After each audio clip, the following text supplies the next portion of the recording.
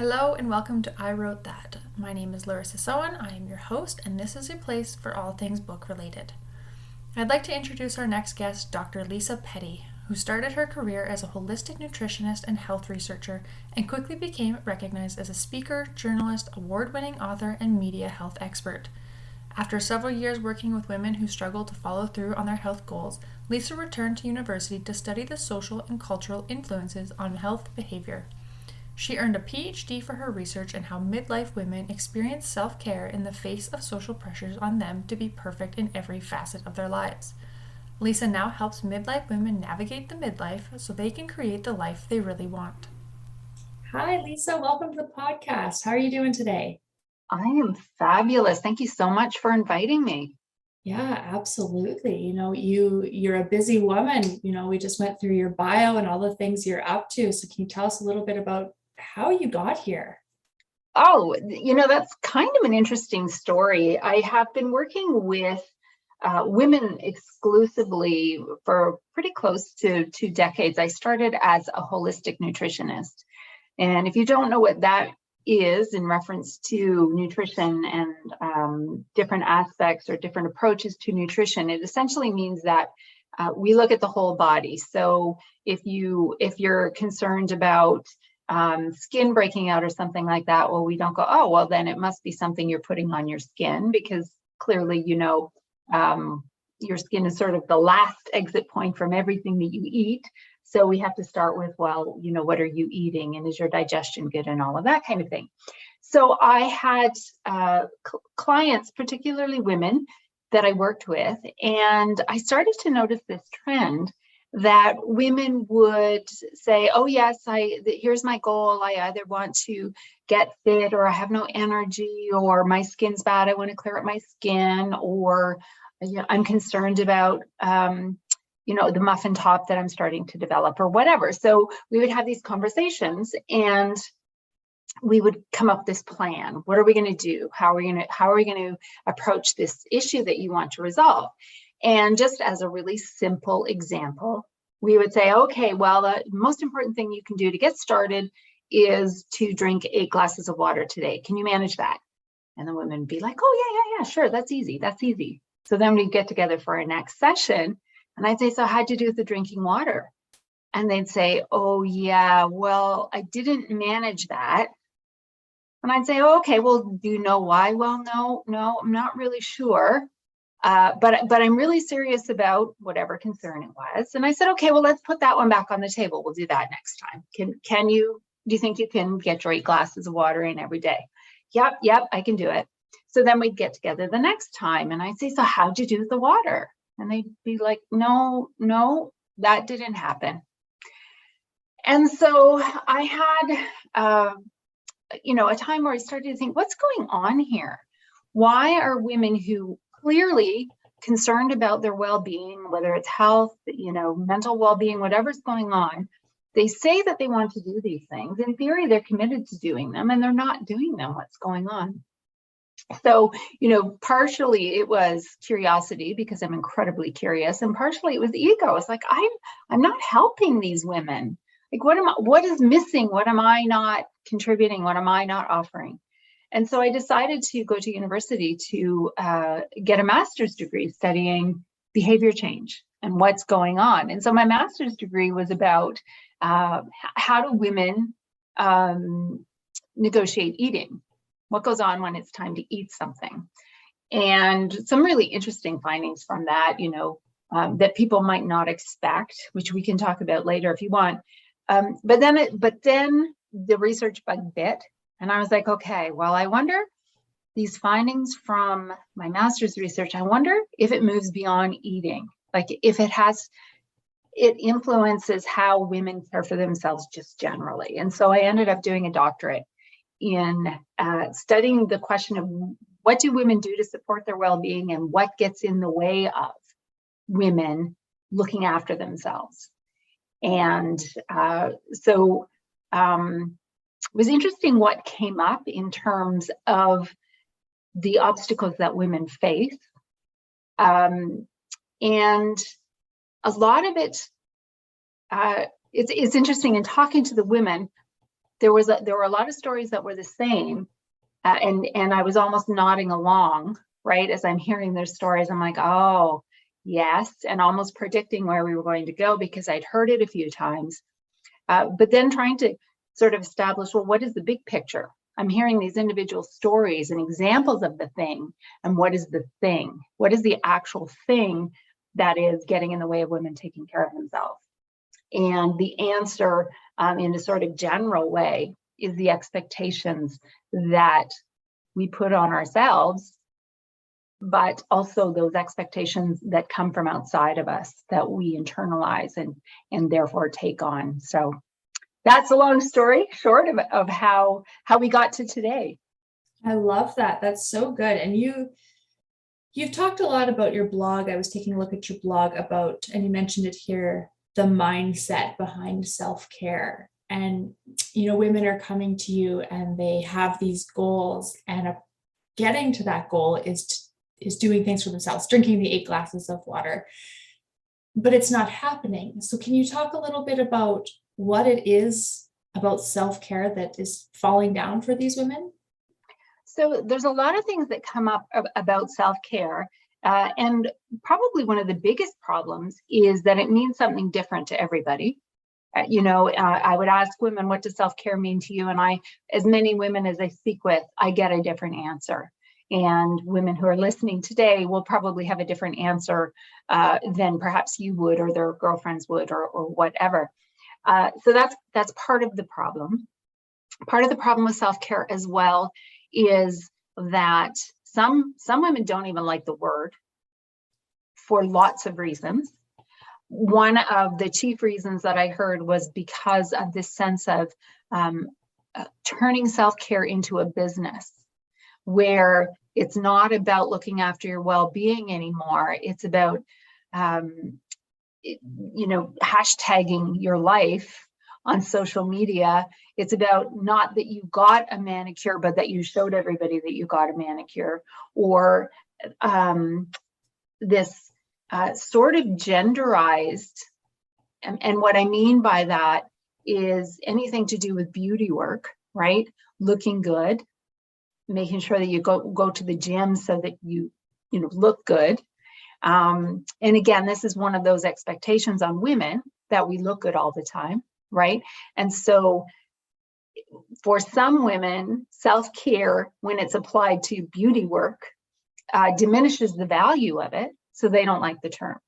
So for those women, going to the salon and that sort of thing is nice, and it's, you have to get your hair, you have to take care of your hair, whatever.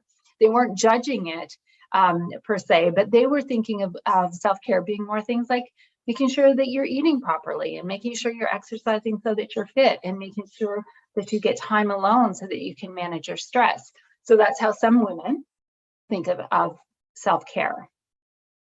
And what's really interesting is that the medical community doesn't see any of this.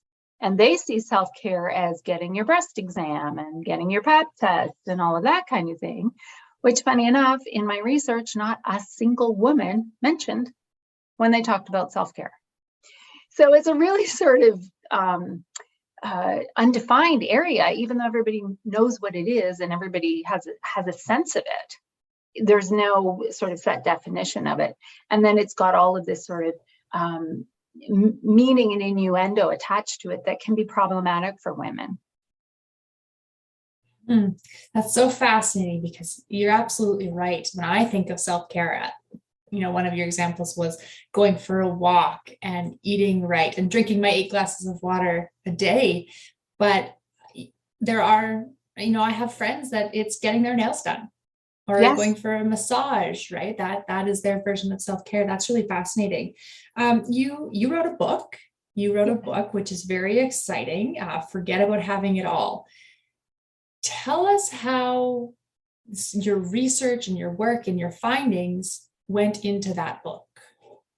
So I know that's a really cheeky title, and where it came from was this concept of women who, from sort of Generation X onward, right? Women who grew up in the 80s.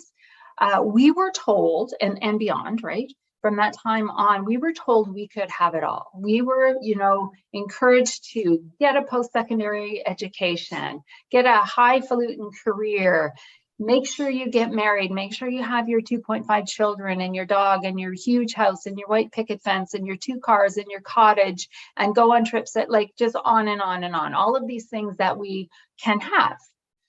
And the challenge is that this promise that we could have it all became an expectation that we should have it all.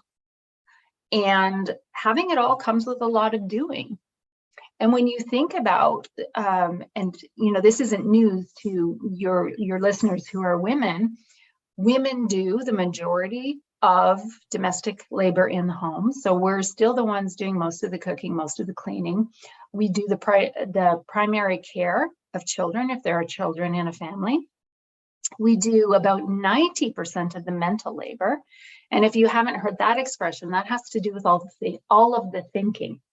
So did I book the dentist appointments for the family? What are we going to have for supper, which is the big one, right? Every single day, what's for supper? Is it in the fridge? Where, on the way home from work, do I have to stop and pick up any ingredients? That sort of thing. Getting the children to their events, making sure that, the spouse's laundry is done if that's how you've divided labor. Like all of these things that are the purview of women to manage.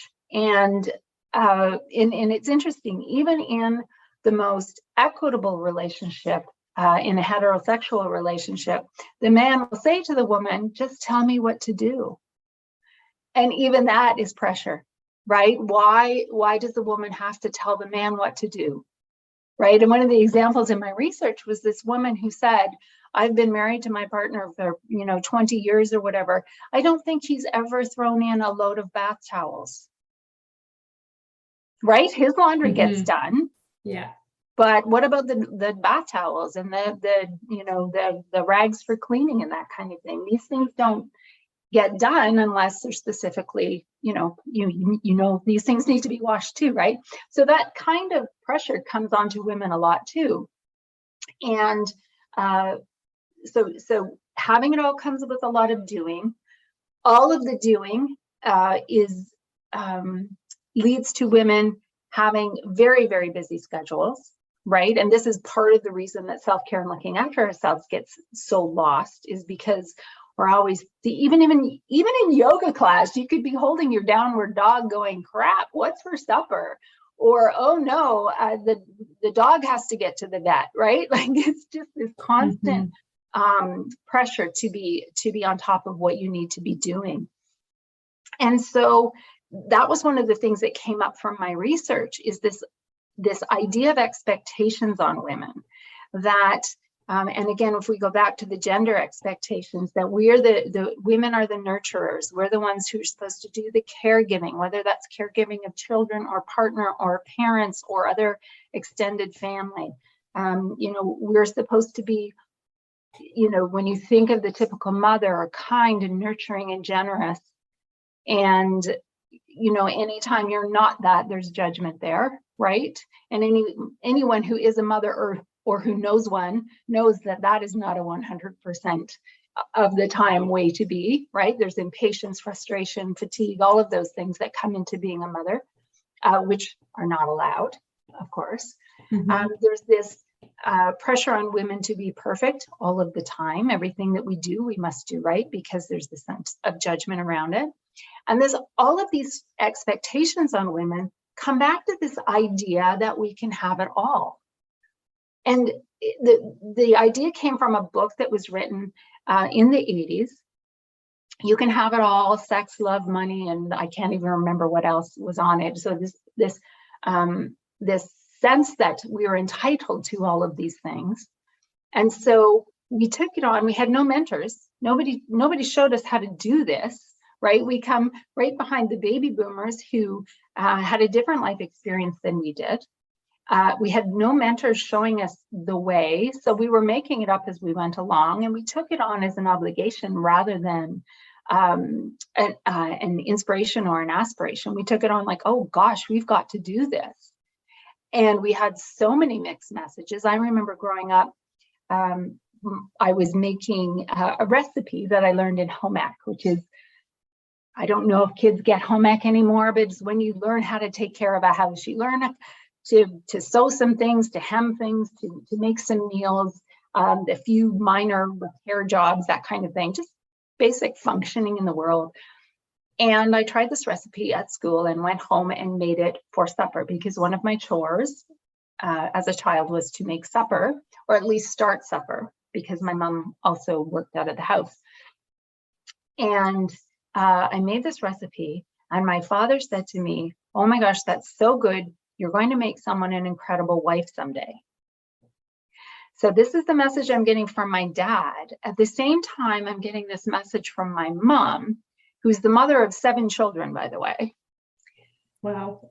Her advice to me was, you should be a stewardess. Now I know I'm dating myself, but that's what my mom would say to me. You should be a stewardess. We call them flight attendants now.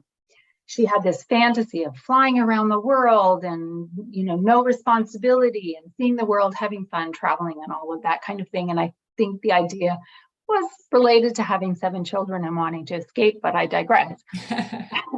So here I have these messages that are part of the you can have it all philosophy, which is go do your thing, have fun, be independent, see the world, use your skills.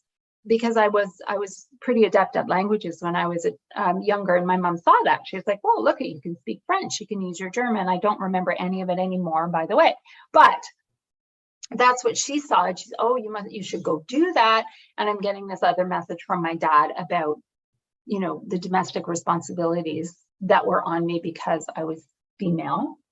And, in my research, it came up that women of my generation, so we're coming up in the 80s, if we weren't married by the time we were 25, the pressure was so intense on us. We were already spinsters. We were counting, our eggs were going stale. I mean, it was all of this pressure at the same time that we're supposed to be out in the man's world, built for men, by the way, for them to survive and to thrive in that, sort of microcosm of bringing home the bacon, that idea. And yet, of course, the women then had to come home and cook it up and clean afterwards. So that was quite a challenge as well. And by the way, I love men. I'm not knocking men. It's just a situation where when we were being told we could have it all without any mentorship, no one was talking to the men saying, listen, things are changing. You might end up with a partner who's going to have a job. And if you want children too, something's got to give. Something's got to change.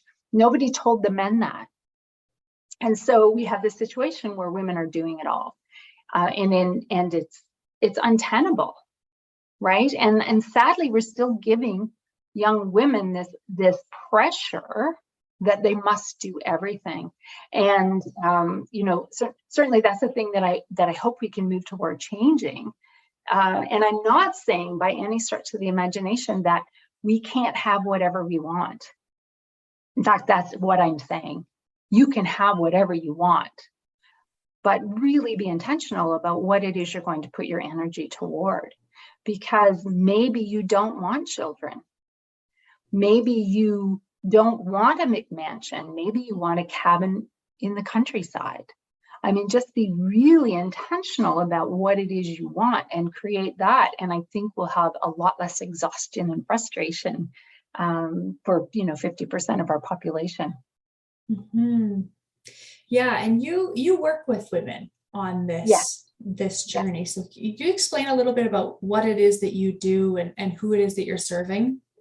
So again, going back to my story, I meant to say, so I did my research, my doctoral research, and I got all of this data, right? And I got this really, really clear picture of what happened, how we got to this position.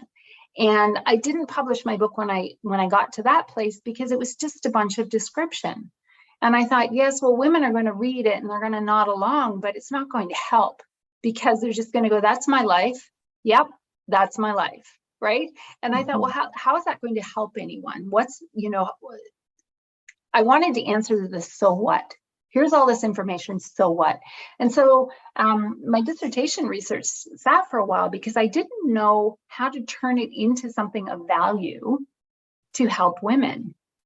So then I went on my own journey of self-discovery. Part of it had to do with what was going on in the world for the last couple of years, where everything became so much smaller, right? We were in our homes most of the time. We weren't able to communicate, see our friends, families, and that kind of thing. And for me, and for a lot of people, I know that this is true, it became a time of really evaluating what was important. And, when we talk about what is essential, right? And so I went on my own journey of figuring out the so what of my own life. Here's how I got here. What am I going to do about it? And how can I help other people? And so the book that I just wrote, Forget About Having It All, is actually how I used the research that I had focused on for 4 years, and how I used that research on my own journey of self-discovery and the process that I went through in terms of understanding the problem, because I think that's the first thing. You have to understand how we got here. And as an individual, you have to understand how you got to where you are today. And it's very empowering when you think about that. If you realize that you got to where you are through all the choices you made in the past, why did you make those choices? Which ones are you happy with? Which ones would you like to change? Particularly at midlife, women, and whatever midlife means, it's another one of those words, right? In research, there's different definitions. It could be the actual midpoint in your life, which you'll never know. You'll never know that one until you're not here anymore. Another explanation of midlife is sort of what's in the middle between young and old. And so that's most of us, right? Most of us are in the middle. And we get to the middle at various stages. Either our children have left home, or our first or second marriage is ending, or the career that we thought we wanted is no longer fulfilling, or what everyone went through in the last couple of years, jobs disappeared, and suddenly we have to rethink things. So once we understand how we get here, the next thing is to decide what we want to change and how to make those choices, because none of us were really encouraged to deliberate. We were encouraged to have it all. Just go have it all. Just go get her all done. Just do it. Without, I think, sometimes careful reflection about what it is that we really wanted. And now we're seeing, women who are dissatisfied with motherhood, women who realize at a certain point that they're not heterosexual, and that they always knew that they weren't, but they never, like all of this sort of self-discovery that can happen when we give ourselves the space to do that and to question what it is we really want. So we do that. We figure out how you personally got to a place and where you think you want to go. And then the follow through is the tricky part, because there are so many obstacles, and those obstacles are ongoing and relentless. And we need to be able to have a strategy in place to help us make decisions easily about what we're going to do next. And for me, I think that the value of that is to get out of your head and back into your body. So what does that mean? Well, in part of this, having it all and women entering the workforce, one of the sort of highest valued traits in the workforce is to be logical and to use reason. And yes, logic is really critical when you're problem solving. You know what the problem is, you know what the solution is, you need the logical steps to get through it. I'm not knocking logic. I think so much, that I had to go get a doctorate to make it go away, right? Like my thoughts have thoughts. I love learning things. So I'm not knocking logic. But what's interesting is that is a very masculine way of problem solving, where women have a much more embodied way of knowing things that we haven't been nurturing and that we need to get back to in order to have that sense of knowing about ourselves and to have more confidence in our decision making. So what is embodied knowing? Because I know this might be kind of new information for people, but it's actually, I'm hoping as we talk about it, you're going to start nodding your head because you know this. So a lot of what we think of as intuition is actually scientifically shown to exist. So for example, we've heard the expression, I knew it in my gut, right? You've heard that expression? Yeah. Or that I felt it in my heart, Mm-hmm. or I knew it in my heart. That's another way that people might express that. Well, that's because research is now showing us that about 90% of the communication between the brain and the heart and the gut actually starts in the heart and the gut. So the heart and the gut sends information to the brain, and the brain figures out what that information means to you in the moment. Research has shown that the heart actually has memory cells, and that the heart can learn, right? So to deny that and say the logic is paramount doesn't make sense. The heart responds more quickly than your brain does. Same thing with the gut. Your gut instinct, your gut told you. You know, when you're walking down a dark alleyway, it's not your head that's telling you that there could be danger, right? It's the hair standing up on your arms or the back of your neck or the tension that you feel in your gut. So that's embodied knowing. And unfortunately, women have been told that doesn't matter. And so my belief and my experience has been that it does matter, and we need to get back to valuing how we know things. You know, if you think about in traditional cultures where the man went off and did the hunting, the woman was at home looking after, providing care, right? Had to be hyper alert. So had to be able to sense changes in the environment, had to be able to know when something was serious, you know, when there was an actual danger nearby. So we are programmed with all of these abilities that we've shut down. Mm-hmm. So I think it's really critical that we honor that, understand that it's actually true, it's actually real, it's not in your head, it's not woohoo. And embrace it and use it as part of your decision making. Mm. So in my coaching, that's what we do.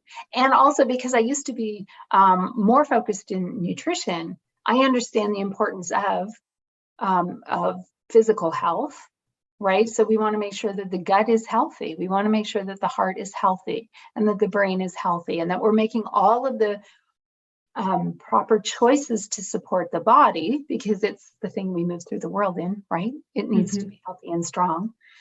And when it's healthy and strong and clean and running well, it's a really good antenna for information about your life and what's going on in your life. So we need to focus on that as part of this. If you think of the body and the physical health as the science part and the intuition as the woohoo part, in order to get the woohoo part to work, you have to make sure the physical part is working as well. So that's an important thing to address and keep in mind as you know, you're going through this process of who am I now? What do I want? How do I know for sure? And what is going to be my next step? Mm-hmm. Let's talk a bit more about your book. Obviously a piece of nonfiction, heavily rooted in research, but you put a spin on it of your own story and your so what, as you called it. Yes. Tell us a little bit about, you know, the journey that went into writing. It was a years long project from the sound of it. What was your journey? Well, it was interesting because the research part was years long, right? And then I sat with it, and as I said, I didn't know how to make it of value to anyone else, right? And then to be honest with you, when we were going through what we were going through in the world in the last couple of years, twice, I was restructured out of employment. And when those sorts of things happen, you think, well, what is going on here? What is happening that I'm starting these things and then they're gone, right? And so I for the last, let me say, year or so before the book came out, I was starting to think about, what am I supposed to be doing? What is my big picture? Why am I here? You know, asking those questions as we get entrenched in midlife and we realize that we have more life behind us than we have ahead of us. It's really common to start thinking about legacy and what matters. And so these were the questions I was starting to have as I was being relieved of employment and all of that kind of thing. And so one day I was journaling. I call it scream journaling because I was really frustrated about, why am I here? What's going on? What am I, you know, I have intelligence. I have so much to share, but nothing seems to be clicking. It's not clicking in the way that I expected. And I don't feel like I'm contributing in a way that's really valuable. And so I was screen journaling at 4 o'clock in the morning because, you know, perimenopause and menopause is wonderful for women in the sense that we get to stay up at half the night sometimes. And so I was making use of that time. And what I was writing was, what am I here for? Give me a sign, but give me a really clear sign, right? What is it am I supposed to be doing? But I'm smart enough to say, but please don't make it traumatic. Because sometimes you ask for something and you get it and you're like, oh, well, that was a little over the top. So this was my journaling session. Well, 4 hours later, I was relieved of my employment. Yeah. And in the middle of the very intimate Zoom conversation in which I was relieved of my employment, I started laughing because I knew what I had written in my journal not that many hours before about, tell me what I'm supposed to be doing, make it very clear. You know, I need a really signy sign, right? And so I'm laughing as I'm being relieved. They probably thought I was insane. Anyway, so the call ended and I just threw my hands up and I said not dramatic, but I'm still laughing, right? Because I'm like, okay, clearly there was a reason I was writing this morning. This position isn't fulfilling. I knew it wasn't fulfilling. What does it all mean? And so this is what I did differently.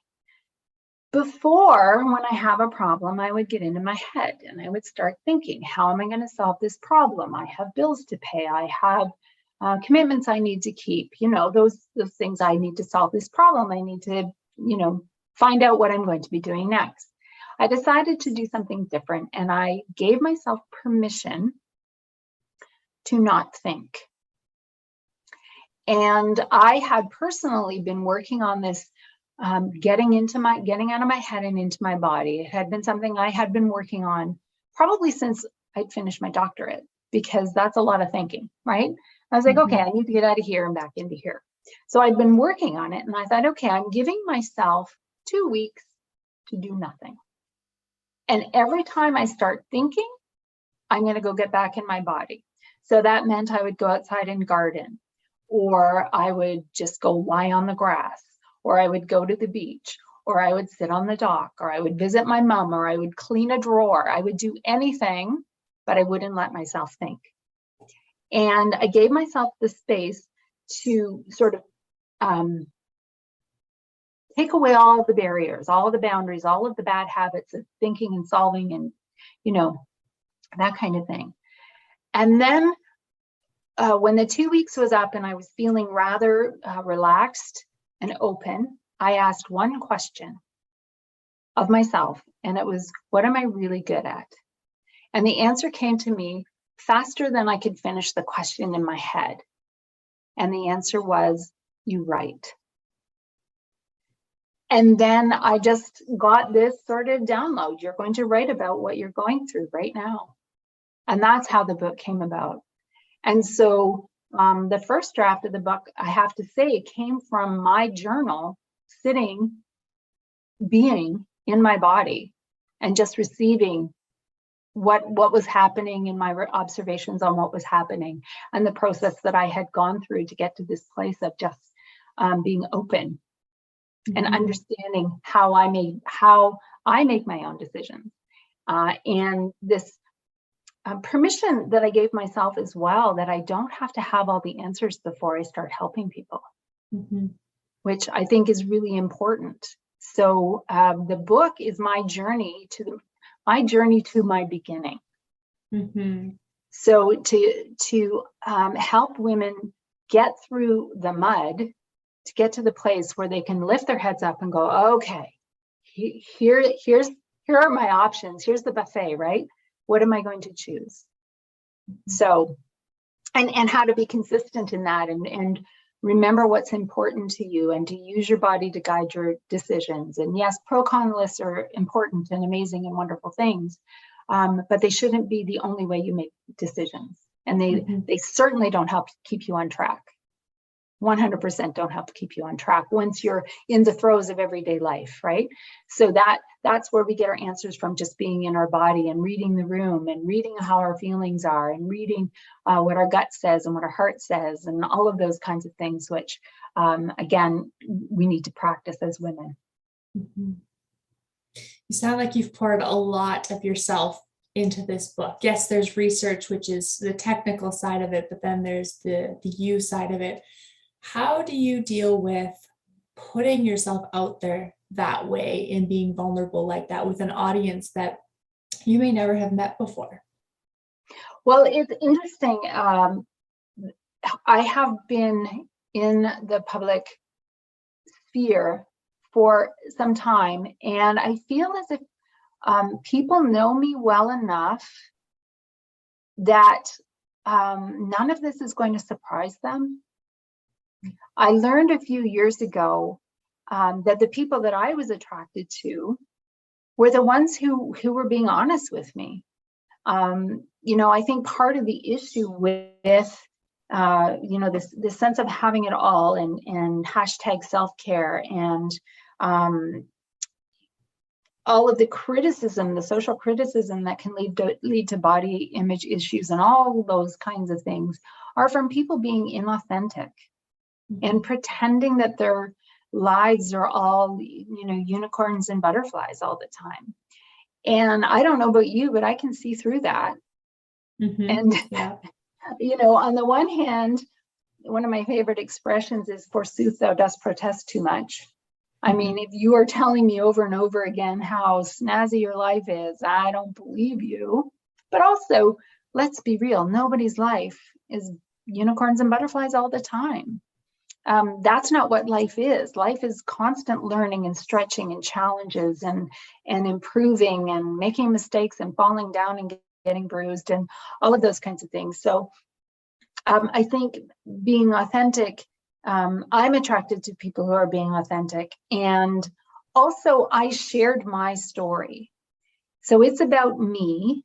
Yes, other people that I know are in it. I do talk about my dad a little bit. I mentioned my mom.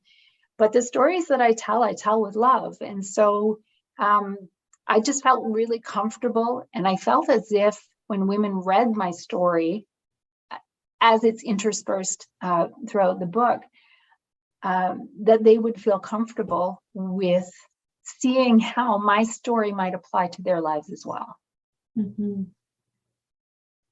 You said you tell it with love. And I think that's so important when you're writing books like this in the nonfiction, self-help genre, to come from a place of kindness and wanting to help and help people grow and move through this phase in their life. I think that's really beautiful.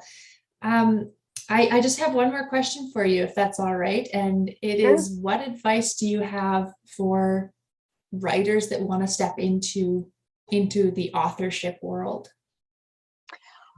Well, let me think. I like what you just said about writing with love.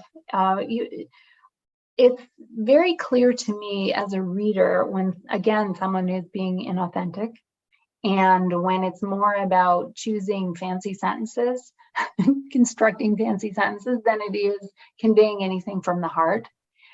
So I think that that's really critical for writers to remember,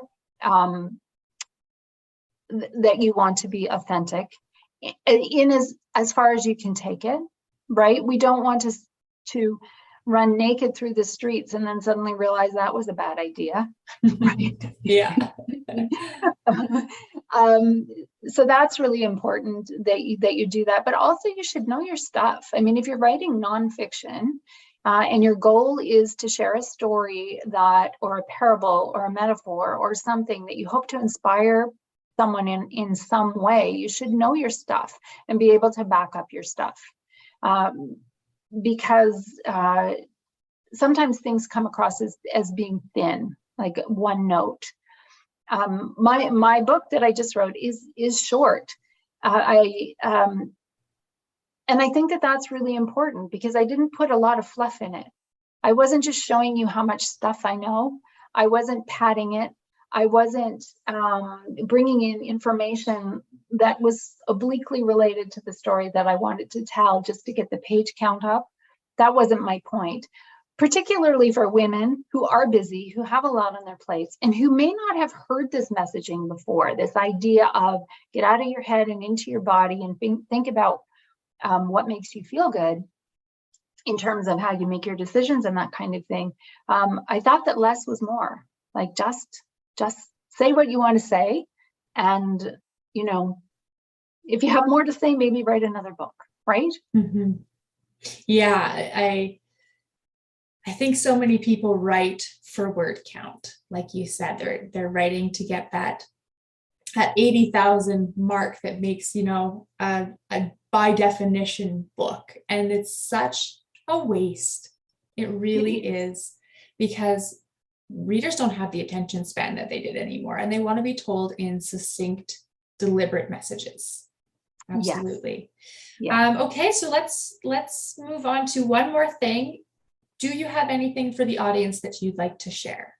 Oh, yes. Thank you so much for asking. So again, this idea of stopping and thinking about where you are and, what does self-care mean to you and what is well-being? We didn't really talk about that, but there's 8 facets of well-being, and we only ever talk about physical and mental and maybe throw in emotional on a good day, right? So there's a whole bunch of things we want to think about when it comes to our well-being. But the important thing is to stop and notice where you are. And so what I would like to give your listeners is a free 7-day self-guided well-being check-in. And it's on my website. So you just go to lisapetty.com/check-in, CHECKIN, and you can download it there for free. And I think it'd be really valuable. I know it will be valuable because this is how I started my doctoral research. And every single woman who was in my doctoral research said that was a really powerful exercise. So I would love to hear how women make out if they do the check-in. I have a Facebook group called Midlife Alchemy. So come on in and share what you learn, share some photos. You'll see that it's a photo journaling exercise, and talk about what you learn. I would love to know how it was for you. Wonderful. Thank you so much. Anything else you'd like to close off on before we say goodbye? No, I absolutely appreciate you having me on. It was lovely to talk with you today.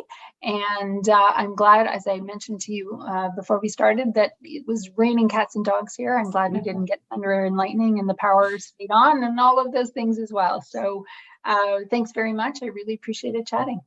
Yes, thank you so much.